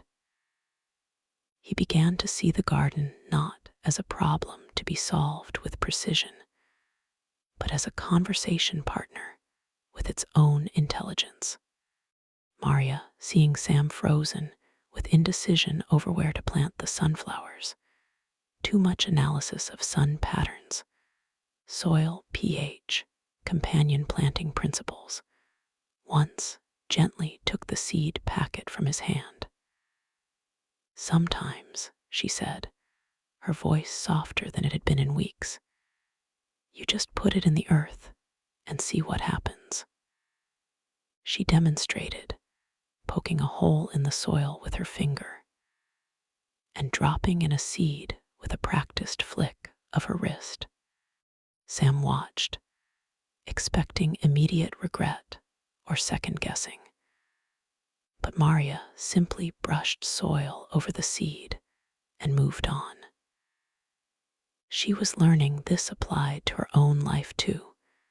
Not every feeling needed to be analyzed, pruned, and trained to grow in the right direction. Some just needed to be planted and observed without judgment. Sam attempted to create a cataloging system for their growing collection of tools. He brought labels and a clipboard, creating categories: digging implements, cutting tools, support structures. He organized the shed with satisfying efficiency, only to arrive the next day to find Anya had reorganized everything by color and what she called friendliness. The cheerful yellow watering can with the smiling daisy decal went with the red-handled trowel because they look happy together, while the rusty, sinister-looking pruning shears were isolated in a corner so they don't scare the other tools. Sam started to explain why his system was more functional, then noticed how quickly everyone could find what they needed in Anya's arrangement. Leo went straight to the happy tools section without hesitation. Maria found the gardening gloves exactly where she expected. Logic, Sam discovered, wasn't always the most useful organizing principle. Sometimes joy was more efficient. Anya appointed herself the feeling finder, numbing the emotions she sensed as they worked. She had an uncanny ability to notice shifts in mood. "This is frustration weed," she'd announce when Leo struggled with a particularly stubborn root. "That's a joy butterfly," she'd call when Maria's sunflowers first sprouted, their green heads pushing through dark soil like hopeful periscopes. At first, the adults smiled indulgently, amused by the child's imagination. But soon, they found themselves using her terms. "I've got some serious frustration weeds today," Leo would admit when a batch of bread burned. And somehow numbing it that way, making it a natural, expected part of the gardening process, rather than a personal failing, made it easier to deal with. Together, they built a bench from salvaged wood, discarded planks from Leo's bakery renovation, a sturdy crate from the library's new shipment of books, weathered fence posts from Maria's neighbor, who was replacing his fence. The bench wobbled slightly, no matter how they adjusted the legs or shimmed the uneven stones beneath. They tried for 3 Saturdays to fix it before Maria finally declared, "It has character." Leo added, "Like sourdough with an irregular crumb, not a flaw, a feature." They placed it under the apple tree, and it became their anchor spot, where Leo would sit with a cup of tea when the bakery felt overwhelming, where Maria would come to watch the light change through the leaves, where Sam would sometimes just breathe and count the different shades of green, where Anya would draw new visitors to her buzzing bee gallery that now covered several flagstones. They instituted a weekly ritual called the Grumble Harvest. Every Friday afternoon, if they were all in the garden, they would take turns voicing one irritation from the week: the rabbit that ate the lettuce despite their careful fencing, the unexpected frost that nipped the tomato plants, the stubborn person at work or school who wouldn't listen to reason. They spoke their grumbles aloud, giving them air. Then they'd symbolically compost these complaints by writing them on fallen leaves or scraps of paper, and burying them in a special corner they called the transformation patch. The practice didn't magically solve their problems, but it transformed their relationship to them. The grumbles became fertilizer for growth rather than poison for resentment. They learned that some things need to be buried to decompose into something useful. Progress was never a straight line. Some days the garden seemed to leap forward, beans climbing the trellis with visible enthusiasm, tomatoes swelling from marble-sized to plum-sized overnight, flowers blooming in sudden explosions of color. Other days brought setbacks, pests arrived, plants yellowed for mysterious reasons, weeds returned with defiant vigor. The gardeners themselves had their own cycles of growth and retreat. Leo had weeks where his bread was sublime and his patience boundless, followed by days where everything burned and he snapped at customers. Maria would be the picture of serene nurturing for a fortnight, then wake up one morning with her emotional puppies unleashed, barking at every minor inconvenience. Through it all, the garden became their barometer and their teacher. It taught them about seasons, about patience, about the difference between controlling and tending. It taught them that growth happens underground before it's visible above, that roots need time to establish before a plant can reach for the sky, that sometimes the most helpful thing to do is nothing at all, just wait and trust the process. Just when the garden began to reach what felt like a stable flourishing, when beans draped the trellis in green curtains, when tomatoes hung heavy and promising, when sunflowers turned their faces to follow the sun's daily journey, the real test arrived. The storm warnings came first as murmurs on the radio, then as urgent scrolls across television screens. Meteorologists used words like unusual intensity and take precautions. Stillwater, nestled in its valley, hadn't seen a storm like this in 20 years. The storm arrived at midnight. Not a metaphorical inner storm, but a proper, thunderous, lightning-split deluge of nature's fury. Rain didn't fall. It was hurled against rooftops and windows in sheets that turned the world into a gray-white blur.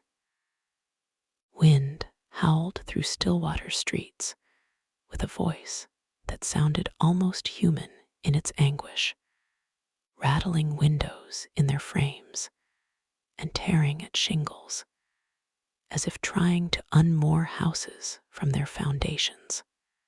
Lightning turned night into brief, terrifying day, casting sharp shadows that leaped and danced before vanishing into deeper darkness. Thunder followed, not as distant rumble, but as immediate, chest-vibrating percussion that made the very air feel solid. Each of the maybe gardeners lay awake in their beds, listening to the fury outside and thinking of their garden. Anya pulled blankets over her head, trying to muffle the sound that made her worry bee buzz with panic intensity. Maria watched lightning illuminate the photograph of her mother's garden that she kept on her bedside table. Leo thought of his sourdough starters in the bakery. Would the power go out? Would the temperature drop ruin them? Sam counted the seconds between lightning and thunder, calculating the storm's distance with automatic precision, while his stomach tightened with anxiety for the vulnerable plants they'd nurtured. At first light, under a sky that was the color of a fresh bruise, the four of them arrived separately at the garden, each braced for devastation. The scene that greeted them was worse than any had imagined. The trellis, their beautiful, bean-draped trellis, had collapsed into a tangled skeleton of wood and wire and green vines. Many plants were flattened, pressed into the mud as if by a giant's hand. The sunflowers, yesterday so tall and proud, now leaned at broken-necked angles or lay completely horizontal. The bench was soaked, its cushions reduced to sodden lumps of fabric. Anya's chalk drawings, her bees, her flowers, her books with wings, had washed away entirely, leaving only faint ghosts of color on the flagstones. Mud and debris covered everything, a thick brown blanket of destruction. The garden smelled not of growing things, but of wet earth and defeat. For a long moment, they stood in silence, surveying the damage. The storm had passed, but this was its aftermath, the evidence of its power, the cost of its passage. Then Maria, without a word, went to the shed. The door was hanging by one hinge, but inside their tools had survived. She brought out stakes and twine. Without discussing, without planning, she began writing the sunflowers one by one. She didn't try to make them perfectly vertical again. That was impossible. Instead, she staked them at the angles they now grew, accepting their new posture. Her movements were methodical, calm, a meditation in motion. She was gardening the damage.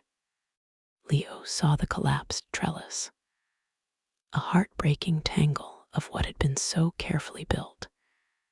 He felt the old frustration rise, the desire to control, to fix, to make right. He took a deep breath, remembering his failed dough, remembering the apple, remembering that some things can't be forced. Control what you can. He fetched the toolbox and began carefully disentangling the structure, saving what vines he could, accepting that some were beyond saving. He worked slowly, with a tenderness he usually reserved for handling delicate pastry. Sam felt panic rising, a cold wave that started in his stomach and spread outward. All their work, all that careful tending, all those hours of hope and effort, ruined in one night. His mind raced with catastrophic predictions. The beans will never recover. The tomatoes are finished. We'll have to start over from nothing. All that time wasted. Then he remembered something he'd read once about breathing during anxiety attacks. He closed his eyes right there in the mud and inhaled slowly for 4 counts, held for 7, exhaled for 8. Once, twice. On the third breath, the panic receded from a wave to a manageable tide. He opened his eyes and saw Anya standing frozen nearby, tears making clean tracks down her muddy cheeks. "Anya," he said, his voice surprisingly steady, "the drawings are gone." She nodded, lip trembling, unable to speak. "But the bee," he said, pointing to where a real bee, bedraggled but alive, was already investigating a storm-tossed blossom that somehow still clung to its stem. "The bee is still here, and you're still here." and we can draw new pictures. He found a piece of sidewalk chalk that had survived in a sealed container in the shed. He handed it to her. She knelt in the mud, not caring about her clothes, and began to draw on the newly washed flagstones. Not a single bee this time, but a whole swarm of them, flying in a determined cloud toward a rainbow that arced over a recognizable rendition of their wobbly bench and apple tree. They worked all morning, the four of them, salvaging, repairing, replanting what could be saved. They didn't talk much. They didn't need to. They were practicing what they'd been learning all along in fragments, now brought together in concentrated form. That stillness isn't the absence of storms, but the ability to tend what remains after them. That resilience isn't about never breaking, but about how you put yourself back together afterward. That community isn't about always agreeing or feeling the same way, but about showing up in each other's aftermaths with twine and stakes and chalk. When they finally stopped at noon, exhausted, muddy, and strangely peaceful, the garden was still a mess. But it was a mess they had touched with care. The sunflowers stood at their new angles, supported. The trellis was upright again, though emptier. The flagstones bloomed with Anya's post-storm art. The bench still wobbled. They sat on that wobbly bench together, passing a water bottle, looking at what they had saved rather than what they had lost. "It'll grow back differently," Maria said, not as lament, but as observation. "Different isn't worse," Leo said, and realized he meant it. "Hypothesis," Sam said, leaning back against the apple tree. "Plants that survive storms develop deeper root systems." Anya, curled between Maria and Leo, just smiled, her worry bee quiet for the first time in days. In the weeks that followed, the garden grew back, but differently. The beans now grew along a sturdier, reinforced trellis. The sunflowers leaned slightly, but stood tall with a kind of dignified resilience. New flowers sprouted in unexpected places, seeds having been scattered by the storm's chaos, finding purchase in corners they never would have reached through intentional planting. The garden became less orderly, more surprising. A pumpkin vine appeared near the compost pile and began its slow conquest of a back corner. Morning glories seated themselves along the stone wall, their trumpet flowers opening each dawn in explosions of blue. The chaos of the storm had become part of the garden's story, woven into its DNA. Anya's chalk drawings now covered not just flagstones, but sections of the stone wall and even the shed door. Her art had evolved bees still, but also flowers with faces, books with wings that flew in formation with birds, even a grumpy-looking loaf of bread with a party hat that bore a striking resemblance to Leo when he was concentrating. People from town began to notice the drawings when they passed the garden. Children would peer through the gate, pointing. Parents would smile. The garden was becoming part of the town again, not as a tidy display, but as a living story. The maybe gardeners themselves changed through that storm and its aftermath, though they wouldn't have said they were fixed or transformed. Those words suggested an endpoint, and they were coming to understand that the work was ongoing, cyclical, nonlinear. Leo still felt frustration when recipes failed or customers were difficult.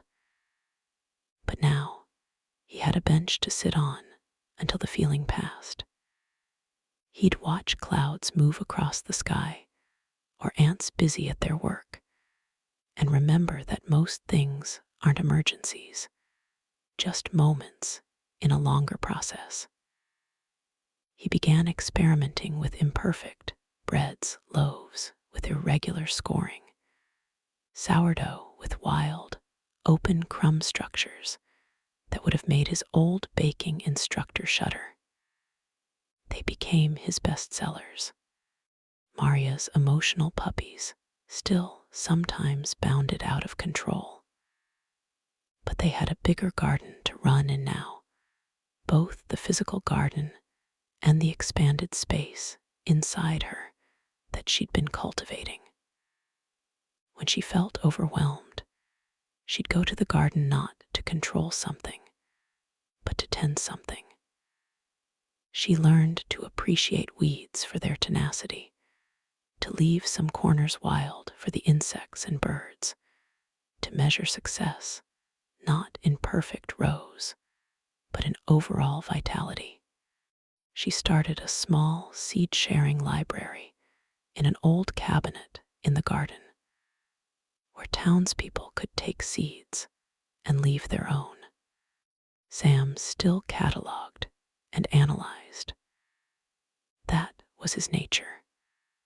But he also now felt the sun on his skin without needing to calculate its angle.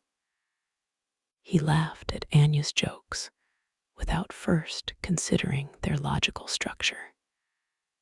He found himself checking out novels from his own library, not philosophy or science, but stories about people living messy, emotional lives. He started a weekly story time in the garden for children, reading books under the apple tree, his analytical mind finally learning to appreciate narrative for its own sake. Anya still noticed everything, but now she also created drawings, stories, little clay bees she left on the bench for others to find. Her worry bee hadn't disappeared, but it had company now, a whole hive of other feelings, including excitement butterflies and curiosity dragonflies and calm ladybugs. She taught her friends at school how to draw their worries, starting a recess art club that became so popular the school had to supply extra chalk. The garden became a living classroom for the town. Parents brought children to see how food grew. Teachers organized visits to talk about ecosystems. Older residents began stopping by to sit on the wobbly bench, sharing stories of what the garden had been like decades earlier. The Garden of Maybe became a place of intergenerational connection, a testament to what happens when people tend to something with consistent, patient care. One crisp autumn afternoon, with the sky the particular deep blue that only comes in October, the four of them found themselves together in the garden once more. They were harvesting the season's last tomatoes, small, scarred fruits that had ripened late after the storm, their skins bearing the marks of a difficult season.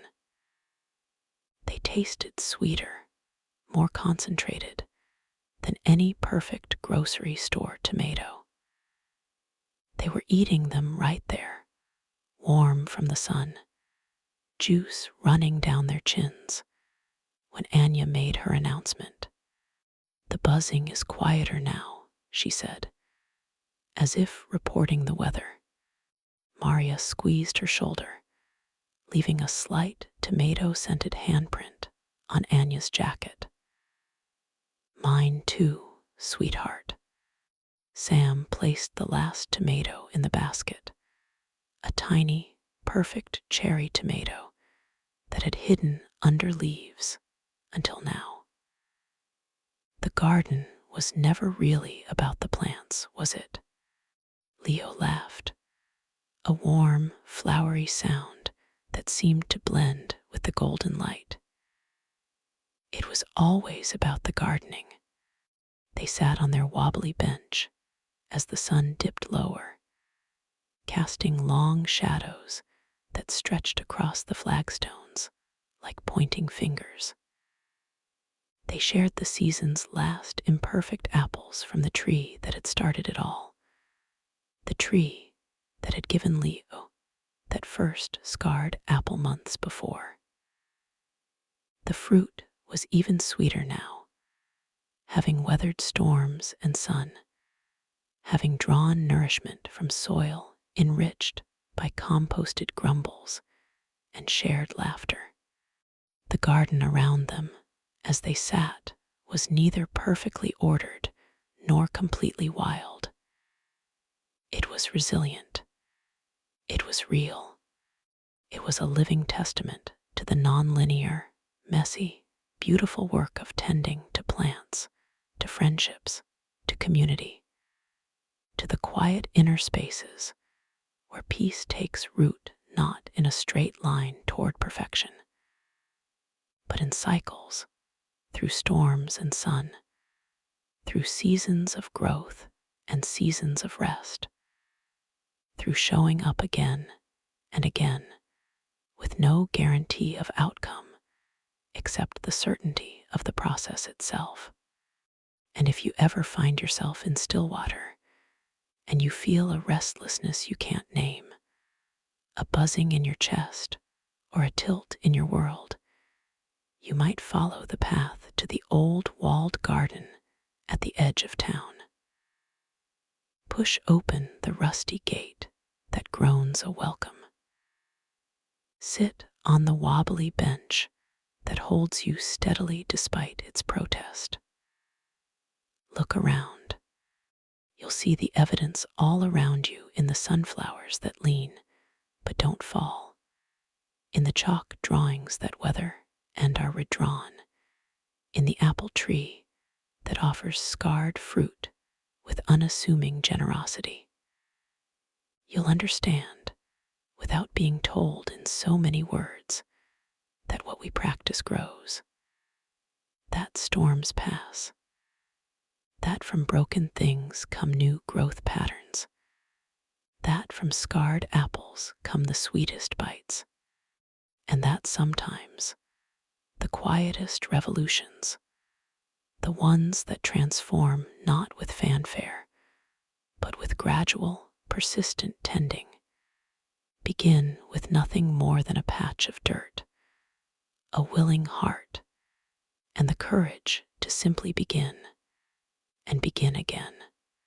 The wind that leaves the garden of maybe now carries different things than it once did. It carries the smell of bread from a bakery, where the baker sometimes pauses to watch clouds instead of timers. It carries the sound of a librarian's genuine laughter at a child's illogical joke. It carries the sight of a gardener who has learned that beauty often grows best in imperfect patches, that resilience is more valuable than perfection, that tending is more powerful than controlling. And somewhere in Stillwater, or maybe in your town, someone else is feeling a peculiar wind, a slight tilting of their world, a buzzing they can't quiet. They might walk to the edge of something of town, of patience, of what they think they can bear. They might push open a rusty gate they've walked past 100 times without seeing. They might find a wobbly bench waiting with the imprint of others who have sat there before. They might see a chalk drawing of a bee wearing a party hat. They might taste an apple that's lopsided but wonderfully sweet. They might understand, in their bones without needing the vocabulary, that the work is never about achieving some permanent state of flawless calm. It's about showing up. It's about planting seeds in cleared patches of inner and outer landscape. It's about building benches that wobble but hold you. It's about drawing your worries until they become art. It's about learning slowly and non-linearly through seasons and storms and daily tending, that the garden you cultivate outside becomes the peace you grow within, and that the harvest is never just the tomatoes, but the quiet moments on the bench, the shared laughter over imperfect fruit, the knowledge that you can weather storms because you've done it before, together and alone, and you know how to tend to what remains.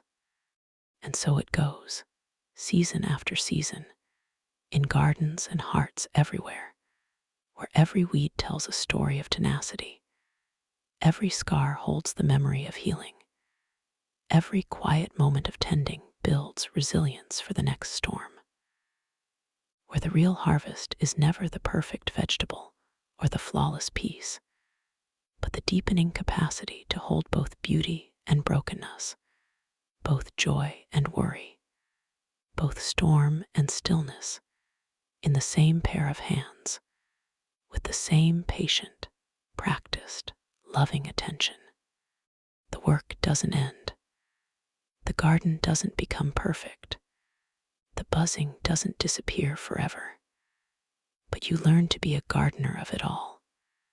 And that ongoing, imperfect, beautiful practice of tending is where the real calm grows, not as a destination, but as a way of walking through the world, not as a finish line, but as the path itself, one wobbly step, one planted seed, one drawn bee at a time. The gate is always open. The bench is waiting. The seeds are in your pocket.